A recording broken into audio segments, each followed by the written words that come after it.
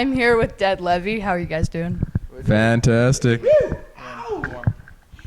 So last time I interviewed you guys, you were just heading out for your Attention tour. How did that end up going? Were you happy with how it turned out? Phenomenal. Couldn't have gone better. It was cold, but we did well.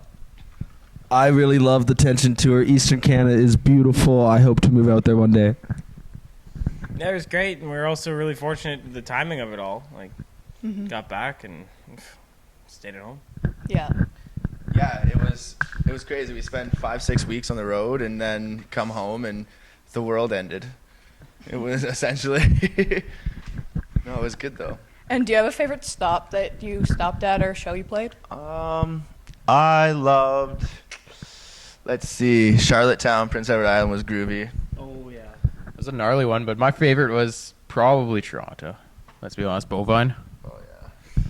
Those are both amazing. Oshawa Music Hall was great. We got to open for a really good band. We met the drummer for Aretha Franklin that night, which was something that I didn't expect to happen. Usually the best things that happen to a person are unexpected. So other than that, I mean, God, I love Charlottetown a lot, especially the girls on the Maritimes. They're great. Yeah, great girls. Yeah, sure. Charlottetown was something unexpected, really fun.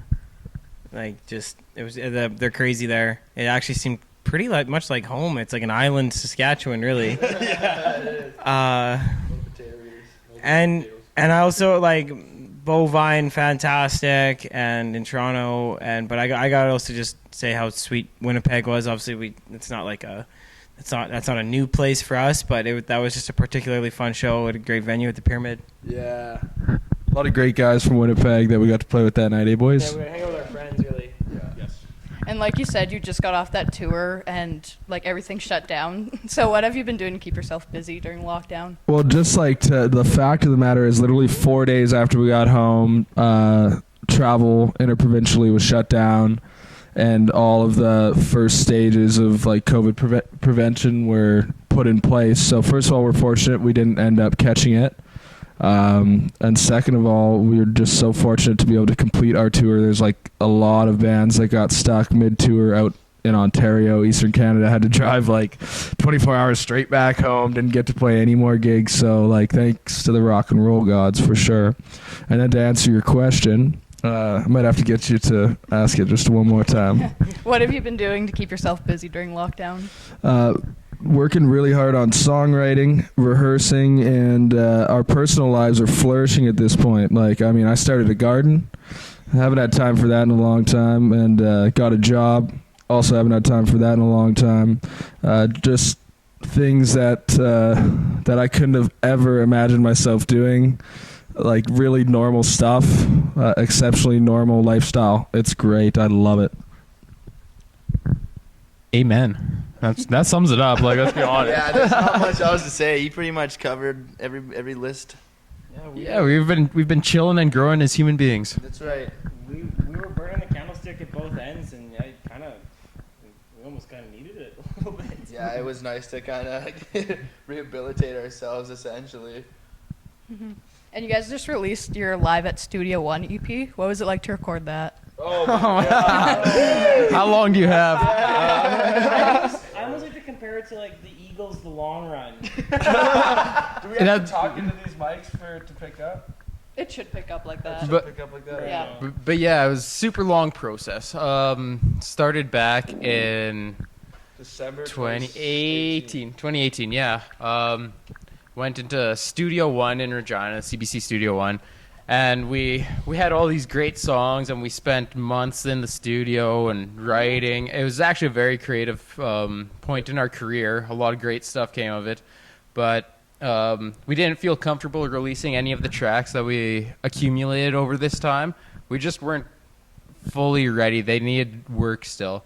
So in recent months, we got them remixed, remastered, added a couple tracks here and there, got them cleaned up because like we had, nothing to do. It was COVID. Yeah. So we kind of felt these tracks are now up to par to release and kind of show people what we've been up to for the last 2 years. And just to extend on what it was like recording these tracks, like when you see, like, this is our first time in a big multi-million-dollar studio. We had the money to rent it ourselves without like anybody having control aside from like, you know, the obvious CBC staff and regulations. But other than that, it was our studio. And so we lived it like we were literally like Fleetwood Mac in 1970 or Led Zeppelin in 1970, because we thought that would be the best way to do these recordings. We've learned since then to tone it down a bit, but like Ray said, it was one of the most creative moments of our career. And I'm really glad with the way everything turned out finally now. Like, these tracks, I think you can feel the energy in them. We're excited, and we are just giving her all we got, Captain. Yeah, it is super cool. All these tracks were recorded live off the floor, so that's the whole band playing at once. And then if there were any obvious things that had to be fixed, we would go back and do that later. But these are all us jamming, listening to each other through the headphones, and it's just pretty much like us playing live. And Live off the floor like it's 1970. Yeah, exactly. That's how Zeppelin did it. yeah, these were actually like the first tracks that I was doing with Dead Levee. Yes, this was Can't Go Home was the first bass track I ever did with Dead Levee. Yeah. Yeah, it's You crazy. did that before you even played a show with us, eh? Yeah, I did. Yeah. Yeah, absolutely. That is really cool, yeah. Yeah, I didn't even think of that. Yeah, it was good times. This EP is when Taylor Morgan was just like an understudy, opening for us, coming to every rehearsal, and filling whatever gap opened up. And now He manages us. Now he manages. Now I've got the keys to the kingdom. Fucking crown.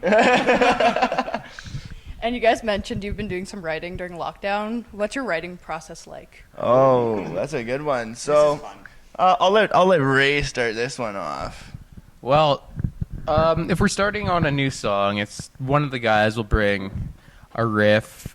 Most of the times it's just a riff to the band, and we jam that, see like the obvious places it has to go. And Dane's got a back catalog of lyrics, or I'll come up with some lyrics, or Taylor will come up with some lyrics, and we just kind of. It's like a puzzle. We've got all the pieces. We just got to see what fits together and where. And then, obviously, it's just meticulously going back and going over, reworking everything, just making sure everything kind of falls right into place, because we want the next release to come out to be absolutely perfect. Yeah. Yeah, like, my favorite thing about our writing process is we come up with an idea, then we take it to the jam space. We work through all of the instrumentation and the structure, and then we go back. Then we refine the lyrics and the melody. Then we take it back and we go through all the instrumentation, and then we take it back. We just keep going back and forth, and all these great ideas keep getting refined more and more and more until we have what we can't stand to play anymore and want to completely throw out the window, but we have to record it so we can get it over with and take it out on the road and perform it for another 6 months. It's amazing. Like, I mean, I can't say I'd want it any other way.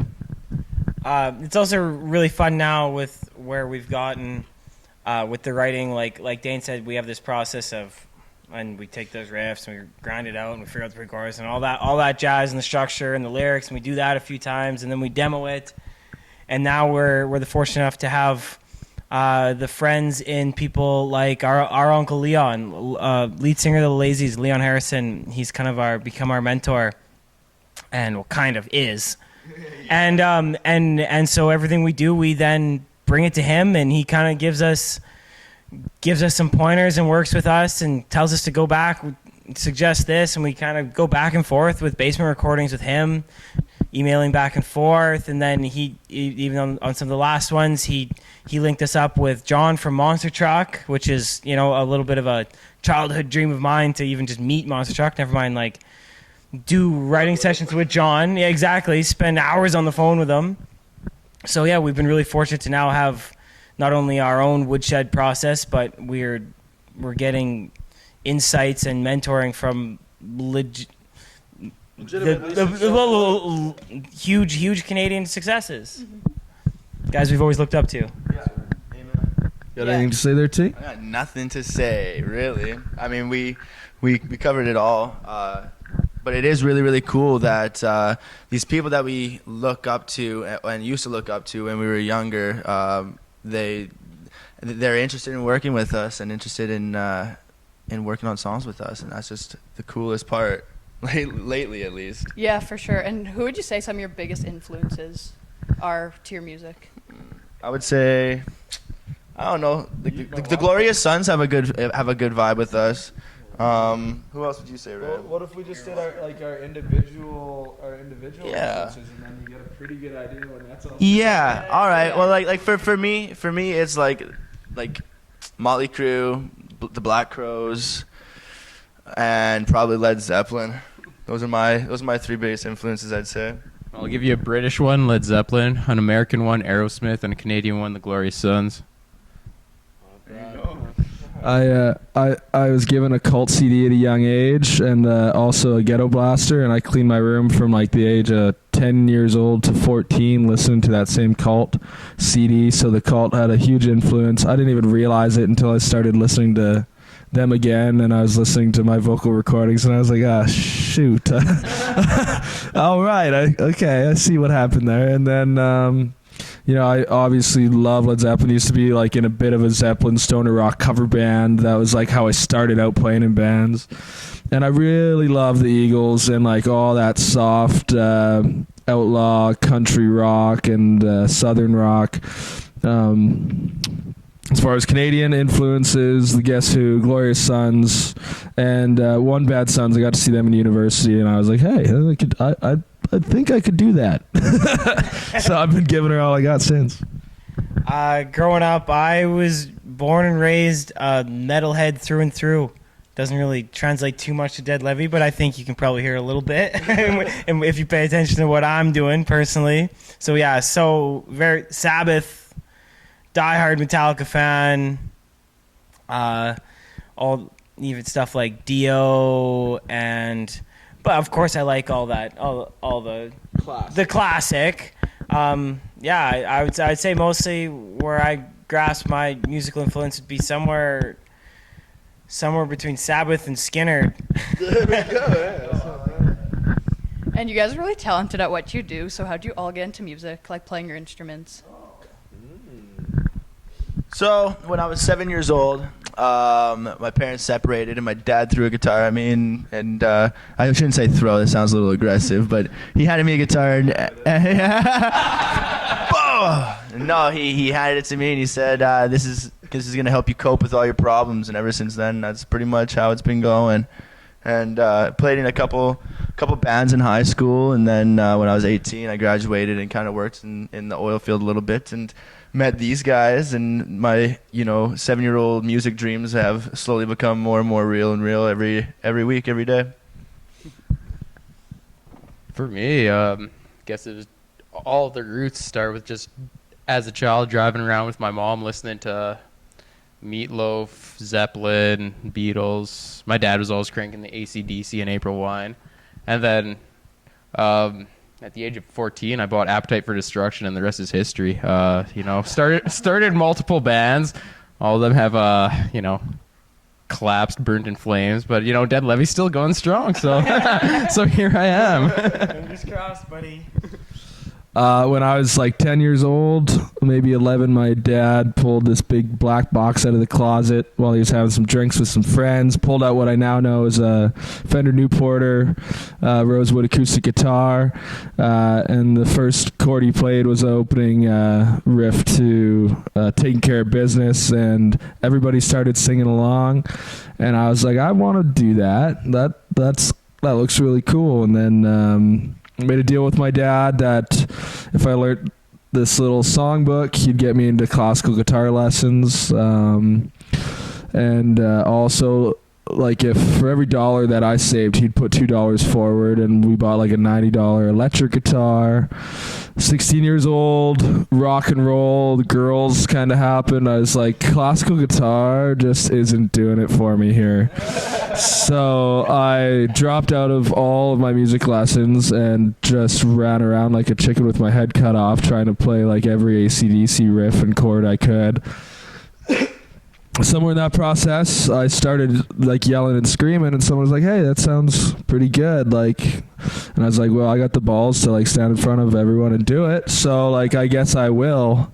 Then, almost like in spite of the fact that no one wanted to sing, and from then on, it's just been like the greatest thing that's ever happened to me. I always wanted to be a guitar player, but here I am, and I love being a vocalist. It is amazing. I had picked up a guitar when I was about 12. I was pretty much gobshite up until about 5 years ago. I was living in a house in Regina with, actually, it was the band house of one of his earlier projects, which I had ended up joining right at the end. I was like the Timothy B. Schmidt of the outskirts. And I saw how wicked it was to like actually like take it seriously and play. So I picked up my guitar again after a few year hiatus from like being like 15, playing the odd tab here and there, and I took it super seriously, worked my ass off, and now I'm here. And actually, I can credit my entire stylings of what I do with the slide guitar to Dane. We were getting messed up at a party at the house. It was a bit of a party house. Was I there? Yeah, you were there. Oh, I wonder why. And he had told me, he's like, if I could go back, I started playing slide guitar because you can spend 20 years playing traditional lead guitar and never catch up to anyone. You play slide guitar, everyone will think you're good right away. It fucking worked. And what's the biggest goal do you guys want to reach as a band? What kind Peace on Earth. First band to play on Mars. Yeah, I'd say there's no real ceiling to our dream, but we just want to bring peace and love and rock and roll all across this globe. And to the Martians. And to the Martians. If you can hear us. I want to dominate with our rock. Rule with an iron fist. And actually, it's called Studio Live at Studio One because it was the first studio built in outer space. I'd like to thank Elon Musk and Project X for getting everything together for us. Or SpaceX. Sorry. So hospitable. They are. They really do take good care of young men like us. And yes, they're large ants. And if you guys could change anything about the music industry, what would you want to change? I want to get paid for my music. I want to get paid for my music. I want to get paid for my music. I want to get paid for our music. We're a group, you guys. We want to get paid for our music! And if you could tour with any band, who would you want to tour with? Past or present, anybody. Yeah, whoa. Don't set the standards too high. We don't get it. First person with Don't make us look silly. I would say, if we're not looking to get upstage, The Who. No, I think Deep Purple or Past Leonard Skinner to be a good Dead Levee tour, I think. I don't know. Like I really don't know if the Stones would be willing to open for someone. Oh, the ignorance. Well, if I could tour like internationally, I'd love to go on tour with the Lazies, simply because I get along and we get along so well with every member of that band. We literally call them our uncles and they call us their nephews because it's more than just a business music relationship. We truly all love each other and support each other. Like, I can call the lead singer Leon from the Lazies, I'm having a crappy day, and we can just talk about having a crappy day. If it wasn't internationally, say if I was doing a Canadian tour, if there was like a massive Canadian band that I opened up for, it would be like probably number one, The Weapons, and if not, Nickelback. But definitely The Weapons or Nickelback would be some great Canadian acts I'd like to open up for. Well, obviously, I was surprised the first one with the mic didn't say it, but everyone in a rock band ever has been a Zeppelin cover band, so looking past and present some fantasy shit, Zeppelin. given. That's a given. Like, I have to say it just cause. And but to think more today, I would love, and it just especially having worked with them a little bit and stuff, and just I'd love to go on tour with Monster Truck, or even or have a chance to work with Glorious Sons as well. Just in my mind, the two dominant Canadian acts right now, the one's the heavier, one's the poppier, and they're kind of the two tips of the spear when it comes to Canadian rock, and that's where we need to be. Oh yeah, solid. Good choices, boys. And you guys have done a few live stream shows over lockdown. What's it like performing without a crowd? Is it weird to be performing without anyone really? It's just nice not having like all of the girls gawking at me. I can really focus on the music, like it's hard enough doing what I have to do, and then all the distractions up front. It's been just a refreshing breath of fresh air. Honestly, that's just what our practices look like. Yeah. Yeah, essentially what you see on stage is how it goes down on the live stream, or in basements, or on patios, or anywhere like that. It's genuinely not a gimmick. Like, we just do what we do. Like, it may seem kind of like ridiculous, but no, that's what we're doing. It's not an act. And it doesn't matter if there's a bajillion people there or no one. We're gonna do the same damn thing. Yeah. And what about what are you missing most about live shows, performing in front of people? The rush. Yeah, I miss just meeting new people and making new fans, and performing in front of people who haven't heard us yet, but seem to really enjoy us. Yeah, no, everything about it is so fun. First of all, it's more addicting than anything I've ever tried. It is the best. It's the rush. It's 100% what I live for. I am a performer. I love performing. The other thing that I really miss is just, I'm a huge lover of nature and the environment around me, and I love traveling, love seeing new sights, love meeting new people, experiencing new cultures, and that's got to be the second biggest thing that I really miss is really living my life, and that's what it feels like when you're out on the road playing shows. I could have said it much better than that.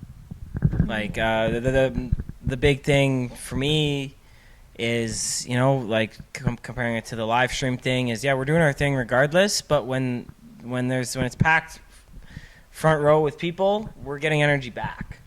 Mm-hmm. And so that just fuels the fire that much more. Yeah. And you guys are going to be doing a fundraiser show in Weyburn on Friday. Are y'all prepared to do that? Yeah, we've been working our asses off this last couple weeks here. It's worked out well for me, just not being quite dead set in the field yet as the dirty farmer I am. So this is perfect. I get one last little hurrah, and then in the next few weeks are pretty set and done for me. But yeah, we've been preparing a whole new set for this show. We've been ironing it down for the last few weeks here, working our asses off for sure. I'm extremely excited. It's being hosted in my community that I was born and raised in. In support of a young woman named Ensley Akins, from Weyburn, who's just about 3 or 4 years younger than me. She's in a super tough spot right now and needs all the support she can get. It feels amazing being able to do a fundraiser that's going to better somebody's life. A lot of rock and roll is playing dingy little bars, which I got no problem with, and playing for the party. But this one, I'm gonna walk off the stage and feel like I did something to help somebody beyond just entertainment. This is a good cause, and it's heartwarming. It's heartwarming. Also, it's the first drive-in concert that we've ever done, so we're really excited to see how that goes. If it's a success, if we enjoy it, if it goes well, we do plan on organizing more drive-in shows in our local communities around Saskatchewan during this COVID thing, because you guys need to hear and see us, and we need you to hear and see us. So let's have a fucking party.